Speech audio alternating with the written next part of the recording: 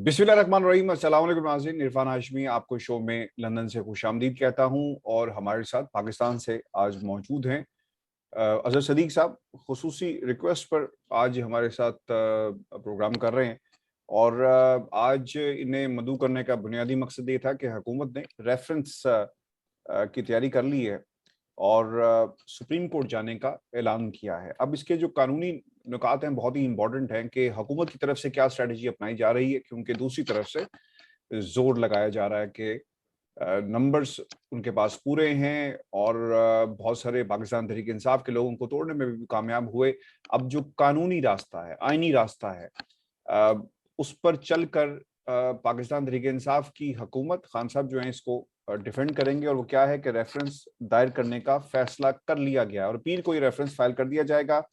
जो बयान जारी किया गया हुकूमती वज़रा की तरफ से, उनके मुताबिक हुकूमत ने फैसला किया है कि आर्टिकल 63A की तशरीह के लिए सुप्रीम कोर्ट ऑफ पाकिस्तान में आर्टिकल 186 के तहत रेफरेंस फाइल किया जाएगा और जब एक पार्टी के मेंबरान वाज़े तौर पर हॉर्स ट्रेडिंग में मुलविस हों और पैसों के बदले अपनी वफादारियां तब्दील कर लेते हैं तो वोट की कानूनी हैसियत क्या है। फवाद चौधरी ने अपने ट्वीट के अंदर ये बात रखी। अजहर सदीक साहब हमारे साथ मौजूद हैं। सर बहुत शुक्रिया आपके वक्त का। सदीक साहब, बहुत वाज़ेह चीज है, हुकूमत ने ये फैसला कर लिया कि एक आईनी रास्ता इख्तियार किया जाए। कानून जो इजाजत देता है, कानून के अंदर जितनी भी पावर्स मौजूद हैं उनको इस्तेमाल करके नाकाम बनाया जाएगा तहरीक अदम एतमाद के हवाले से। अब ये मामला नंबर्स गेम का नहीं रहा सर, अब ये वफादारियों का मामला हो गया है। हुकूमत के वो लोग जो मुनहरिफ हो गए, उन्होंने अपनी शक्लें भी दिखा दी और बाहर आ गए, बता दिया कि अब हम आपके साथ नहीं हैं। अब मामला आईनी हो गया है। रेफरेंस की सर क्या सिचुएशन होगी, क्या हिकमत अमली अपनाई जा रही है हुकूमत की तरफ से? रेफरेंस सुप्रीम कोर्ट में जाएगा, क्या कहा जाएगा और इसका क्या फर्क पड़ेगा जो पूरी सिचुएशन है इसके ऊपर? जी इरफान हाशमी साहब, इस बात का जवाब देने से पहले तारीख के झरोखे में जाना पड़ेगा। छांगा मांगा की सियासत आपको याद आनी चाहिए कि उस वक्त क्या हुआ था। और मिसाके जमहूरियत के बाद दो तीन चीजें बड़ी वाज़ेह तौर पर तय हुई। एक तो ये तय हुआ कि एक सियासी जमात से दूसरी सियासी जमात में वो इलेक्शन लड़ने के बाद वो नहीं जाएगा और उसको रोका जाएगा फ्लोर क्रॉसिंग को। दूसरी साथ ये बात तय हुई कि 58(2)B के वक्त से पहले जो असेंबली है ना वो डिसॉल्व नहीं होंगी और ये इसीलिए 58(2)B को डाइल्यूट किया गया और सदर के इख्तियारात को खत्म कर दिया गया असेंबली डिसॉल्व करने के हवाले से। और इसी चीज को अगर आप सामने रखकर देखें तो आर्टिकल 63A की जो बैकग्राउंड है या पार्लियामानी डिबेट उठाकर देख लें तो मकसद सिर्फ यही था कि डिफेक्शन होने नहीं देनी। ये नहीं कि डिफेक्शन हो जाए और उसको सजा दे दें, ये याद रखिएगा, मेन मकसद वो ये था। अब इसकी इंटरप्रिटेशन जो कि अभी तक आई नहीं है 63 के हवाले से, अभी तक कोई भी जजमेंट सुप्रीम कोर्ट की इस वक्त रिकॉर्ड के ऊपर मौजूद नहीं है। दूसरी बात यह है कि पिछले जितनी भी सियासी जमातें थी उन्होंने इस लॉ इस आर्टिकल के इतलाक के हवाले से रूल्स बनाने थे। रूल्स नेशनल असेंबली 2007 के रूल्स मौजूद हैं कि अगर आप डिफेक्शन के हवाले से अगर आएंगे तो वो रूल्स बनाने थे। अब तहरीक अदम एतमाद के हवाले से रूल्स तो मौजूद हैं लेकिन आर्टिकल 63A के हवाले से रूल्स मौजूद नहीं है। उस अच्छा, रूल्स में ये तय करना था कि पार्टी मैं आपकी बात काट रहा हूँ। हम ना स्टेप बाय स्टेप चलते हैं ताकि हमारे सुनने वालों को समझ में आए डिफेक्शन क्या है, 63A1 और हुकूमत जिस लिए जा रही है वो तशरीह क्या करना चाह रही है। सर मसला क्या है? ऑपोजिशन कहती है कि इसका ये जो 63A और A1 है इसका मतलब ये नहीं है, इसका मतलब ये है कि आप पहले जुर्म करें और फिर सजा मिलेगी, यही मतलब है सर। और दूसरी तरफ से हुकूमत कहती है कि जनाब जुर्म होने से पहले रोकना, इसलिए नहीं कि आप वफादारी चेंज कर लें। इस पे जरा पहले ब्रीफ कर दें, फिर हम स्टेप बाय स्टेप चलते हैं। अच्छा देखिए, आप इसी को हम लेकर चलते हैं कि जब आप पार्टी का टिकट लेते हैं तो पार्टी के साथ एक मुआहदा करते हैं, इसे हम कॉन्ट्रैक्ट कहते हैं। उस कॉन्ट्रैक्ट को तोड़ना अगर है तो फिर डिफेक्शन क्लॉज की तरफ जाएंगे, आप डिस्क्वालिफिकेशन। इसको आर्टिकल 63A के साथ पढ़ना है। जब आपने टिकट ली, आपने दस्तखत किए और आपने ये तय किया कि पार्टी हदायत को माना जाएगा। अब मैं इसी बात को अगर सामने लेकर जाना चाहता हूँ कि आर्टिकल 63A का सिर्फ ये मकसद नहीं है डिस्क्वालीफाई करना।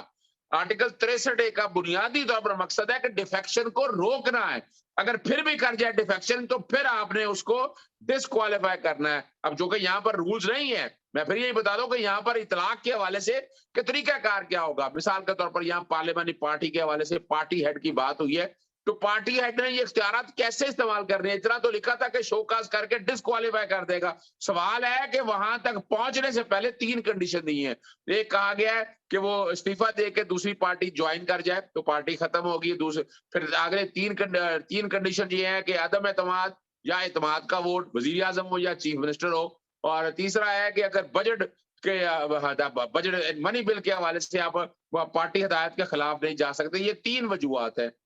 अब इन 3 वजूहात पर पार्लिमानी लीडर जो है, मिसाल का पार्लिमानी लीडर इस सारे मसले को देखेगा कैसे? अब ये लॉ साइलेंट है इसके ऊपर, कॉन्स्टिट्यूशन साइलेंट है। या तो आप रूल्स बना लेते, रूल्स के अंदर ये चीजें तय हो जाती कि किस तरह होगा। पहले आप अभी रिसेंट मिसाल अगर आप हम जोड़ लेते हैं इसको सिंध हाउस के मिसाल के साथ, वो कह रहे हैं जो जमीर के सौदे हुए, इतना अरसा तो जमीर उनका अपना सो गया था।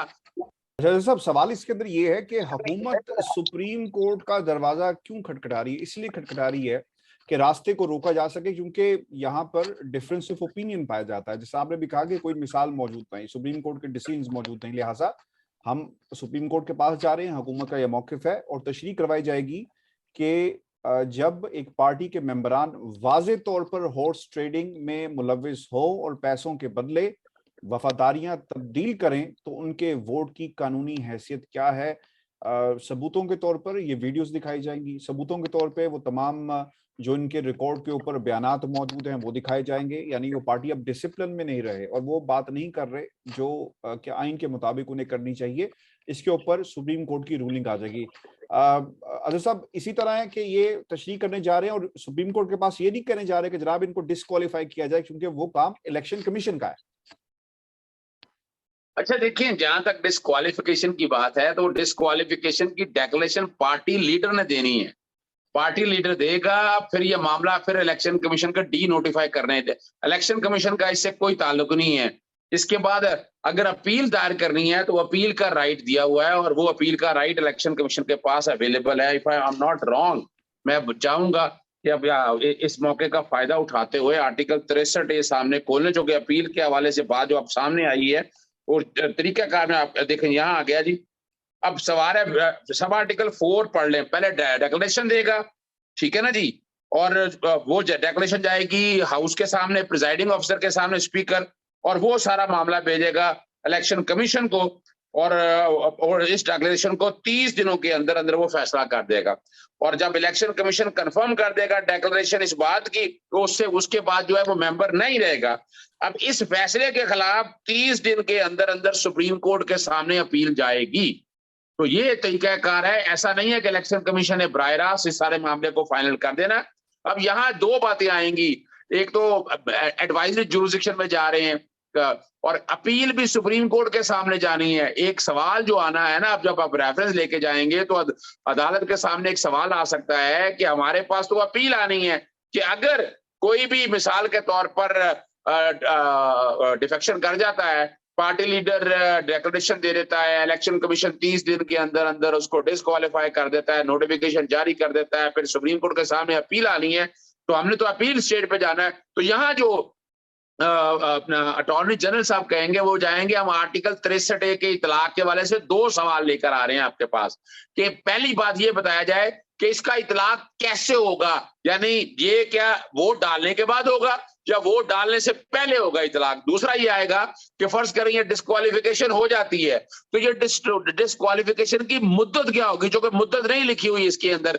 जैसे 62(1)(f) के हवाले से कहा कि फॉर लाइफ है। अगर ये देखा जाए कि जब आप डिफेक्ट करेंगे, जब आप पार्टी पॉलिसी आएंगे तो आप बुनियादी तौर पर सगेशियस, राइटस, मॉनेस्ट एंड अमीन नहीं रहेंगे आप। तो वो ये वाली बात जो है ये सुप्रीम कोर्ट के सामने जाएगी। सुप्रीम कोर्ट इन दोनों चीजों को सामने रखते, अब ये 2 सवाल है, बड़ी इंटेलिजेंटली की है और सुप्रीम कोर्ट इन दोनों सवालों का जवाब मेरा जितना ख्याल आफ्टर हियरिंग देगी। मैं आपकी बात को काट रहा हूं। जो लिखा गया है ट्वीट के मुताबिक वो ये नहीं कह रहे कि पहले होगा बाद में होगा, वो ये कह रहे हैं कि इनके वोट की कानूनी हैसियत क्या है, वो इसकी ये प्ली सर बनाई जा रही है। और फिर दूसरा जो उन्होंने सवाल किया वो बिल्कुल आप ठीक कह रहे हैं कि नाअहली जो होगी इनकी वो फॉर लाइफ होगी या क्या होगा, क्योंकि उसके ऊपर भी फिर लोगों को खतरा तो होगा ना, सोचेंगे कि यार ये हमें फॉर लाइफ अगर ये फैसला आ जाता है और सुप्रीम कोर्ट ऑफ पाकिस्तान इसकी तशरीह कर देती है तो फिर हम कहाँ पे स्टैंड करेंगे। और फिर दूसरी बात अजहर साहब, अगर आपने नोट किया हो इस पूरी सिचुएशन के अंदर ये एक बाइंडिंग हो जाएगी इलेक्शन कमीशन ऑफ पाकिस्तान के ऊपर भी कि जनाब एडवाइजरी जुरिस्डिक्शन मौजूद है, एडवाइजरी के लिए हम गए सुप्रीम कोर्ट ने और सुप्रीम कोर्ट ने क्लियर कर दिया कि ये आइन ये कहता है और इसका मतलब ये है कि कोई शख्स अगर पाया गया वफादारियां नोटों जिस तरह बयानात आ रहे हैं तो पहले आपको इस्तीफा देना पड़ेगा अपनी पार्टी से, अपनी सीट से, और फिर आप जाएं इलेक्शन लड़ें और जिस मैंडेट पे पर आएंगे फिर उसका बाद का फैसला हो जाएगा। बिल्कुल ये था वो कार्ड जो हुकूमत ने अजहर साहब खेला है। लेकिन सबसे बड़ी इंपॉर्टेंट बात यह है कि दिन करीब आ रहे हैं, इस पे भी मैं चाहूंगा हम जरा बात कर लें। दिन करीब आ रहे हैं, 25 तारीख, असल बात आप छेड़ने लगे हैं, असल बात आप छेड़ने लगे हैं। 25 तारीख, 26 तारीख, 27 तारीख, 28 तारीख, यहाँ पे जोर लग रहा है। ये बड़ा इंपॉर्टेंट है। सिंध हाउस के बाहर लोगों ने अपने गम गुस्से का इजहार भी कर दिया। सब कुछ हो रहा है, होगा क्या? डिलिंग टैक्टिक्स तरीकाकार है ना, ये डिलिंग टैक्टिक्स तो नहीं है। सुप्रीम कोर्ट को कहा जाएगा डे टू डे हियरिंग करें, सुप्रीम कोर्ट कहेगा ठीक है। इधर से दिन आ गया तहरीक एतमाद के ऊपर वोट का, उस दिन क्या होगा ये जरा बता दें, क्या होगा? मैं जवाब देता हूँ, अभी जवाब देता हूँ आपको। पहली तो बात है, ये बड़ा इंटेलिजेंट कार्ड खेलने जा रहे हैं। जब ये मामला सुप्रीम कोर्ट के सामने रेफरेंस दायर कर देंगे, स्पीकर तो असेंबली का इजलास बुलाएगा ही। अगर बुलाएगा तो इस बुनियाद पर उसको मुअत्तल कर देगा कि जब तक सुप्रीम कोर्ट इस फैसले पर, ये जो पहले क्या हुआ कि पहले इन्होंने मामला जो वजारते कानून के पास भेजा, तो वजारते कानून ने फिर ये तरीका लगा, उन्होंने मुख्तलिफ ऑप्शन दी। जो अंदर की बात मैं बता देता हूँ आपको, उन्होंने मुख्तलिफ ऑप्शन दी। उसमें एक ऑप्शन ये भी थी कि सुप्रीम कोर्ट से एडवाइजरी जुरिस्डिक्शन 186 के तहत राय ले ली जाए। अब ये जो कि अब क्वेश्चन ऑफ लॉ है कि इतलाक कैसे होना है, कैसे देखा जाएगा, तो इसके ऊपर जो है ना मामला सारा स्पीकर के पास इख्तियार है। स्पीकर इस मामले को रोक सकता है, वो ना इजलास बुला देगा, फर्ज करे इजलास बुला भी लिया है तो इजलास को सस्पेंड कर देगा, मुअत्तल कर देगा। अगर फर्ज करे वोट और रेजोल्यूशन आ भी जाती है और ये 3 और 7 दिन के अंदर या इजलास बुलाने के हवाले से, ये सारी डायरेक्टरी है, मैंडेटरी नहीं है कि आपने लाजमी करना है। और आर्टिकल 254 बड़ा क्लियर है कि अगर टाइम पे आप नहीं करते तो इनवैलिड नहीं हो सकता। जो असल क्या है जिसके अंदर ये है कि ये वाला मामला जो है ना, मेरी जाती राय के मुताबिक, अगर ये आपका मार्च तो तकरीबन गुजर ही गया है, अप्रैल गुजर गया, तो आगे आ जाएगा मई में बजट सेशन शुरू हो जाएगा और जून तक आप मामला लेकर जाएंगे। और यूं जो मामला है, जब बजट सेशन हो रहा हो तो उस वक्त तहरीक अदम एतमाद तो ना फिक्स की जा सकती है ना पास की जा सकती है। ये आईने पाकिस्तान 1973 कहता है। तो ये आप समझ लें कि अगर वो इस तरह खेलने में कामयाब हो गए। वैसे एक बात मैं आपको इन ऑल फेयरनेस बता दूं, आर्टिकल 63A को इंप्लीमेंट करने के हवाले से मैं समझता हूं कि इसका इतलाक पहले भी होना है। भाई बाद में डिस्क्वालिफिकेशन होनी है, लेकिन आपको पहले वजह क्या है कि कॉन्ट्रैक्ट का, जैसे मैंने बताया, आर्टिकल 63A के साथ मिलकर अगर पढ़े तो यहाँ ये मामला जो है ना एडवाइजरी जुरिस्डिक्शन के अंदर सुप्रीम कोर्ट मेरी जाती राय के मुताबिक ये कह सकती है कि इसका इतलाक पहले भी होगा और उसके लिए आपको रूल्स बनाने चाहिए। या सजेशन में आएगा वजारत कानून या अटॉर्नी जनरल कहें कि हम नेशनल असेंबली के रूल्स में कुछ तरमीम कर देते हैं, वो रूल्स बनाकर सुप्रीम कोर्ट के सामने रखेंगे। सुप्रीम कोर्ट कहेगी बिल्कुल ये रूल्स ठीक बना दिए हैं, इसका इतलाक किया जाए, इसमें वो ओपिनियन दे देगी। लेकिन रूल्स बनाने के लिए आपको फिर पार्लियामेंट में जाना पड़ेगा ना, उससे पहले तो वो नहीं हो सकता। पार्लियामेंट में सेशन मैं आज करूँ ना कि वहां प्रपोजल आएंगी ना कोई प्रपोजल आती है कि ये रूल्स हैं, हमने प्रपोज किए हैं, ये रखकर और ये हाईली अनलाइकली है। सुप्रीम कोर्ट कह सकती है, लेकिन ऑब्वियसली दोबारा हाउस में जाना ये एक मसला होगा, हरकुलियन टास्क होगा, बल्कि नामुमकिनात में से एक बात है। सर दूसरी बड़ी इंपॉर्टेंट बात, आपने डिले कर दिया being a speaker of the house. आप कहते हैं कि जनाब क्योंकि मामला सुप्रीम कोर्ट ऑफ पाकिस्तान के अंदर है, एडवाइजरी में हम गए हुए हैं, वहां से फैसला नहीं आता, तब तक हम इसको पेंडिंग कर देते हैं और फिर गवर्नमेंट टाइम बाय कर लेगी, जिस तरह आपने अर्ज किया। अब तमाम अपोजिशन के लोग कहते हैं कि यार ये जो नेशनल असेंबली के स्पीकर साहब हैं असद कैसर साहब, ये हाउस के कस्टोडियन नहीं रहे, ये एक जमात के कस्टोडियन बन गए हैं, लिहाजा इनके खिलाफ भी तहरीक एतमाद मूव की जाए। तो सर फिर क्या होगा अजहर साहब, ये भी एक बड़ा सवाल है। अच्छा, ये अच्छा कि आपने सवाल उठा लिया। ये आईने पाकिस्तान 1973 आपने आधा चाल दिया, जेब में छोटा है ना, छोटा है, बड़ा पॉकेट साइज है।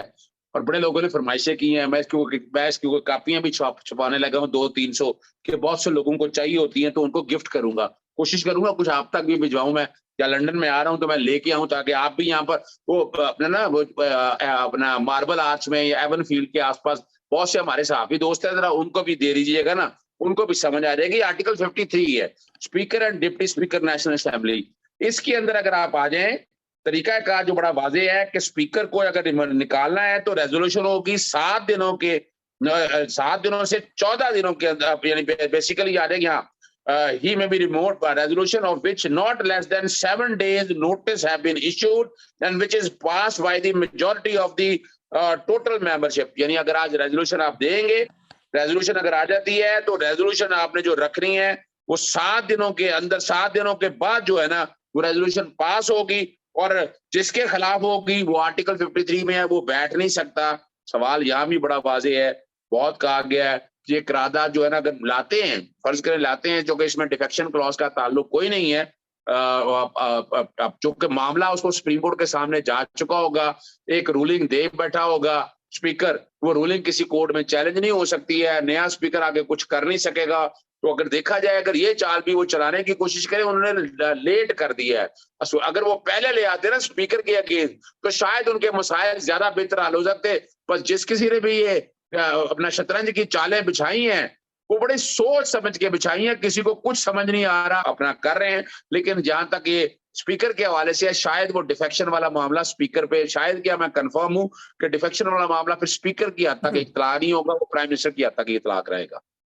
बहुत शुक्रिया। अजहर सदीक साहब पाकिस्तान से हमारे साथ मौजूद थे। व्यूअर्स, गेम बहुत इंटरेस्टिंग हो गई है। पाकिस्तान की सियासत को हर कोई गेम कह रहा है, तो इस गेम के हालात आपको बता देते हैं। अब होगा क्या, सुप्रीम कोर्ट पाकिस्तान का दरवाजा खटखटाया जाएगा अपील के रोज, और फिर ये रेफरेंस, प्रेसिडेंशियल रेफरेंस फाइल कर दिया जाएगा, जहां पे हुकूमत ये कह रही है कि वो लोग जो अपने जमीरों का सौदा कर रहे हैं, बोरियां नोटों की जिसका जिक्र किया गया, वफादारियां तब्दील हुई पैसे की बुनियाद के ऊपर, क्या उसकी कानूनी हैसियत क्या है, क्या वो वोट कास्ट कर सकते हैं, और इस वोट को जो डाला जाएगा इसकी कानूनी हैसियत क्या होगी, इस पर राय तशरीह करवाई जाएगी सुप्रीम कोर्ट ऑफ पाकिस्तान से।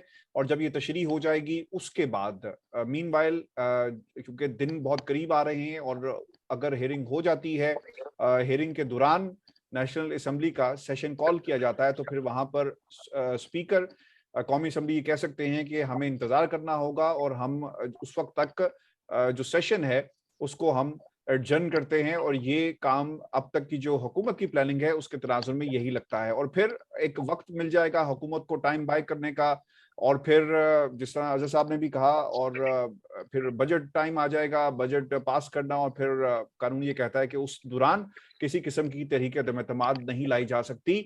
लेकिन बहरहाल एक बड़ा चैलेंज होगा, ये इतना आसान नहीं है, क्योंकि अगर बजट कौमी असेंबली से पास ना हुआ तब भी जो है वो हुकूमत खतरे में होगी। अपने कमेंट्स भेजिएगा, चैनल को जरूर सब्सक्राइब करें। इजाजत दीजिए।